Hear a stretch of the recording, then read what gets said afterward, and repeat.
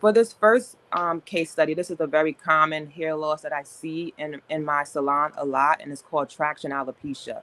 So now with traction alopecia, that is caused by, pulling the hair follicles too tight.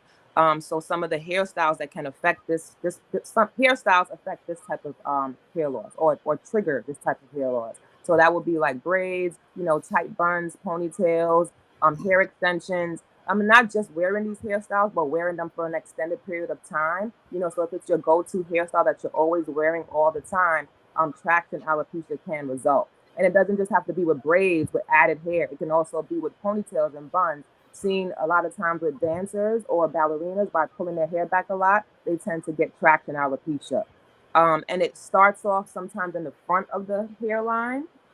And what happens is that the hairline just thins out over time.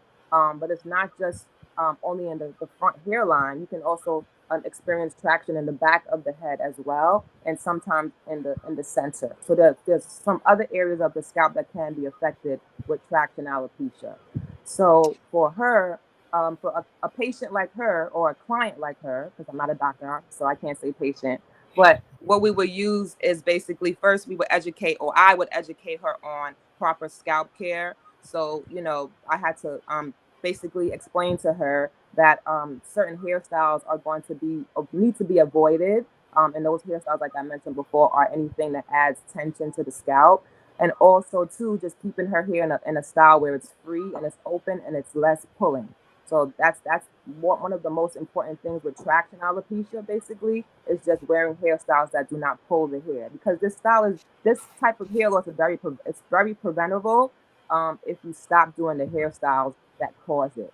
But I do notice that there is, especially like in my Willows Peak area, I've noticed that the hair is coming in there. To see how fast it's going, it's almost crazy. For the most part, most women of color put products in their hair. And so it's not like I have to wash, like I'm still seeing results, even though like I wash my hair once a week, Right. I put products in it. So it's not like this product can't negate through the other products. Like it's strong to still penetrate it. Yeah, so that was some feedback from case study number one, and she's very happy. I would say that the most impressed she's been is with her hairline results, which is in this first slide right here, because she hadn't been able to get her hairline to grow for some time now, and it's just been very slow growth or not at all. And one thing that she mentioned in her testimonial is that she now can see some growth in her widow's peak, because that had actually disappeared. Now she does have follicles in those areas, but for some reason it was very slow growth, and that goes back to her having that traction alopecia that sometimes can cause inflammation of the hair follicle, which can lead to slow growth or no growth at all. So she's been very impressed so far. And this slide right here, she's also starting to notice some growth. If you look at that 30-day slide compared to the 60-day picture, you can actually see there is some growth in that area as well, which for a long time was, again, very stagnated, very slow.